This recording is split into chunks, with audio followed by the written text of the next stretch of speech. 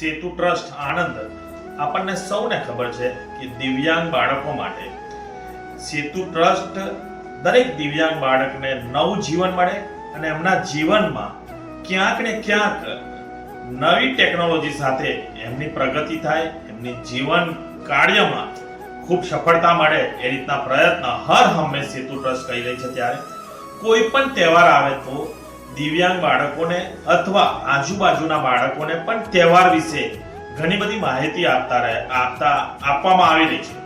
જ્યારે ગણેશ ચતુર્થી 27 ઓગસ્ટથી ચાલુ થઈ રહી છે, ત્યારે પર્યાવરણ માટે માટીના ગણેશજી દિવ્યાંગ બાળકો દ્વારા બનાવવામાં આવી રહ્યા છે અને એમને પ્રોત્સાહિત કરવા માટે આજુબાજુના જે બાળકો છે એમને પણ જે માટીમાંથી ગણેશજીની મૂર્તિ બનાવી છે એ મૂર્તિ દરેક બાળકોને આપવામાં આવશે।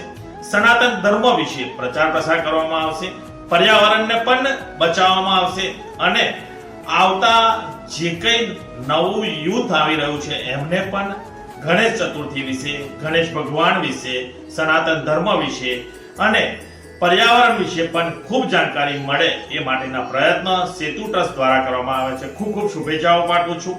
ગણેશ ચતુર્થીની પણ સૌને મારા તરફથી ખૂબ ખૂબ શુભેચ્છાઓ પાઠવવામાં આવે છે અને આવો આપણે સૌ બધા મળી અને ગણેશ ચતુર્થી ઉજવીએ, શાંતિથી ઉજવીએ અને પર્યાવરણને બચાવીએ।